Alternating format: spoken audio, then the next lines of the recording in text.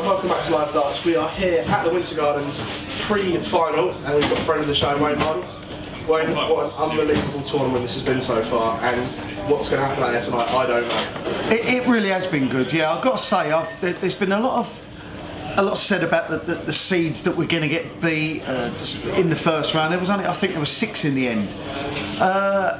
Apart from those that you could see were going to get beat, I think everyone has give a real good account of themselves, and I'm including the likes of Joe Cullen, Jermaine Wattamina. I know they played poorly, but they acted like professionals.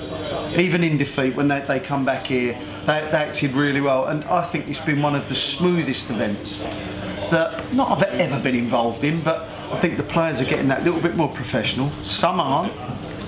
Some have gripes, which it happens. Look, it's a competitive environment. Every now and again the old machismo takes over and the bravado, a bit of testosterone flying around, but in general the players are so professional now that the events are running smoothly. Coming into the tournament, we had so many questions to answer, arguably about the best 2 players in the world. First one, when does Michael's form become a crisis? And 2, how did we think Gary Anderson stood up, lacking match practice, heading here? Gary, first off, you could tell that he's still lacking match practice. When he become under pressure against Mervyn King, he started throwing quicker, as if I want to get rid of these. Whereas before in that match, he didn't seem that way. So I just think he's not ready yet. I'm still amazed how well he played at the World Cup, and bearing in mind, I kind of fancied Scotland in the World Cup, and I was right to fancy them. But if I'd have known he was going to be so edgy, maybe I wouldn't have backed them, basically. I don't understand why he's kind of gone backwards on that, but I still think come the Worlds he's going to be ready. Come the Grand Prix, Grand Slam, he's going to play in a few more events and get ready for those, so I don't see his form being a problem. He will get better. Michael, on the other hand, the way that he come back against Glendoran, okay, he lost the game, but ultimately he got better and better in that game. I'm not concerned about him yet. If this goes on for another 3-4 weeks, then, and I know there's no big events, but there's World Series events. They're not big events for Michael, but I think he needs to win one.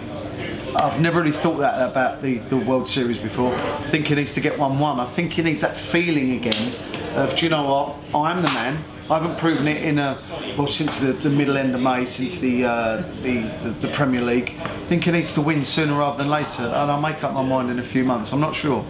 A lot of this talked about his technique, he overleans at times, and has there been a change? I know you study throws. Have you noticed anything that he's doing differently, or is it just he's forgotten how to win almost, like, consistently? His confidence is not there, which affects the throw. He's throwing darts, in my opinion, too soft.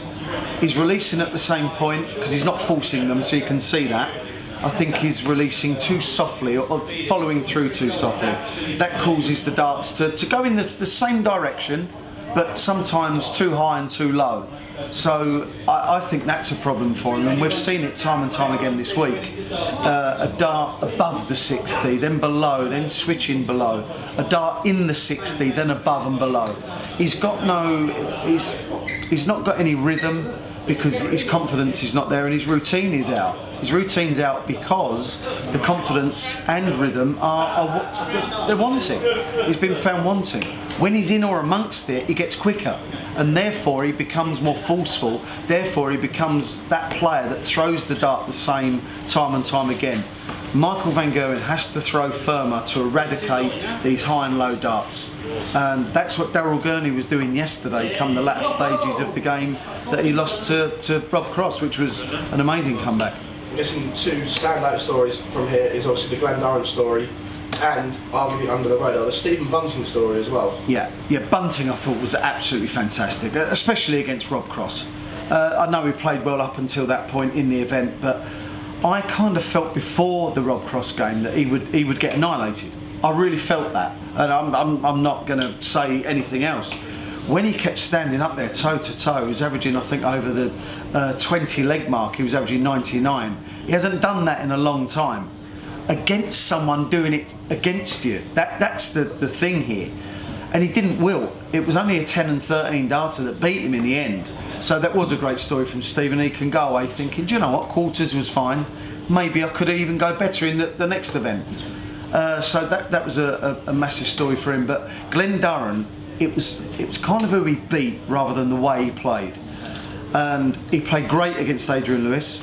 Adrian didn't play well. He played brilliant against Michael van Gerwen, and Michael stood up to him.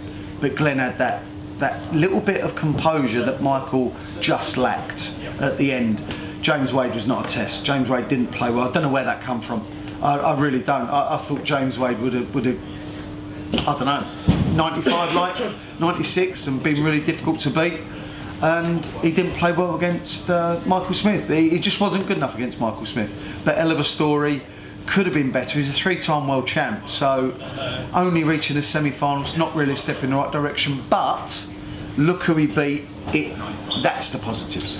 The other thing that stands out as well is the social media debate. Obviously, you got a bit of stick from players about giving an opinion when that's what your job to do is, which I don't really get. If you didn't give an opinion, you wouldn't be doing the job that you're doing. Yeah. Do you laugh when you see stuff like that? I do, and then I think to myself, I can understand that they might have a gripe. Someone thinks that they're going to lose. Look, so what? You've got to be stronger than that, and you've just got to get on with it.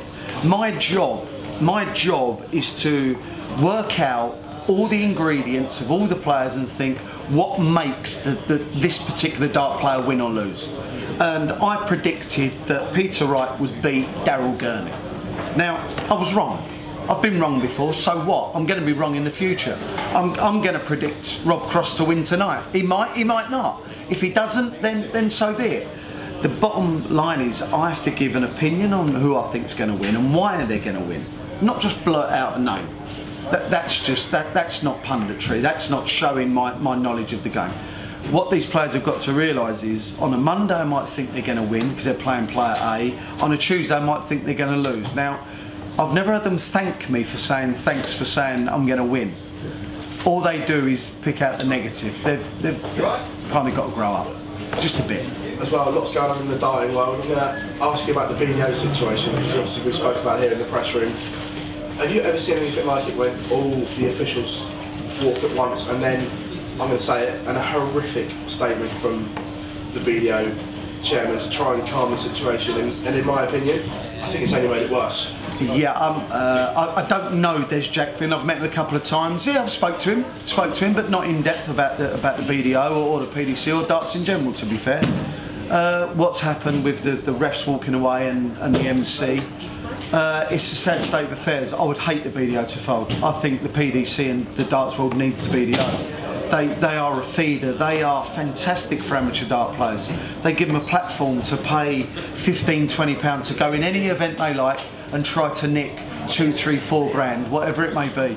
If that system fails and folds, then I fear for darts in general. But I'm not sure Des Jacklin is the man for the job. When he got appointed and opened up the game, I thought, do you know what, well done, congrats to you on realising that saying to players, you can't do this, you can't do that, and basically blackmail them into signing contracts. He realised that wasn't the way forward. I thought, do you know what, yeah, this may work. It's not working. I don't know what's going on the inside. I don't know, and I'm not going to pretend to know. I'm not going to guess, not going to speculate. But what's happening right now is the BDO is not looking in a good state of affairs at all. From an outside looking in, like we're all darts fans, do you genuinely fear for them right now, like the rest of us do? I do. I've feared that they're on the decline, but I've also thought that, do you know what, there's enough players, there's enough people that care.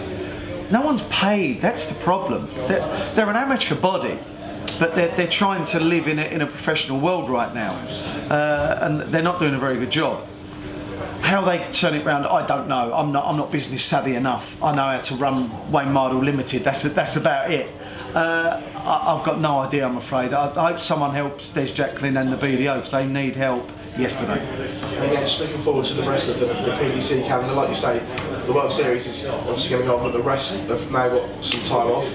How do they use that time off wisely to put things right? The ones that are out of form and the ones that are in form, how do they stay in form? If you were a player, what would you be doing right now? It's a good question. You've got to do what's right for you. There's a lot of players that will play in kind of county opens.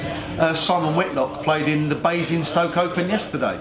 Got beat in the final. Can't even win that. No, I'm kidding, Simon. He lost to Luke Humphries in the final. But what I'm getting at is that a lot of players just want to play, and there's nothing wrong in that. A lot of the players will want to go on a holiday for 6 weeks, safari in Kenya. I don't know, whatever they want to do. You've got to do what's right for you. A lot of these players now have got families that they need to spend some quality time with. If they want to stay away from the board but get ready for the new season, if you like, even though there isn't one, it's just a continuous year. Do what you like, but just make it right for you. Don't copy what someone else does. Touching on Simon Whitlock there, he was very vocal on social media as well, and he got a lot of criticism about the state of his points destroying boards. Where do you stand on not the board situation, hard spots, that's a different one, but the aggressive points killing boards? Where are you standing on that at the moment? Well, unfortunately, I think the soft parts of boards, the hard parts, the points are all about the same thing. They only use them. They only use the aggressive points. So if they hit a soft part or a hard part of the dartboard, it doesn't make any difference. The dart adheres, it enters, it doesn't do this. And this is another thing. I was reading all the stats that were posted. What it doesn't tell you is that I like my dart to go in like that. If a board's hard or soft, it might do this, it might do this, it might fall out. But even a dart going into how I don't like it could force me to use different points. I think the boards this week have been absolutely fantastic. In fact, some of the best boards I've seen from Unicorn in a long, long while. I've got no gripes with them at all. The 2 semi-finals, they hardly marked up after 30 legs. What doesn't mark them up are the aggressive points, yes. Are we coming to the point where the players may have to be told not to use aggressive points? Yeah, we are. I think the boards are now to a standard. This is if they carry on at this standard, by the way.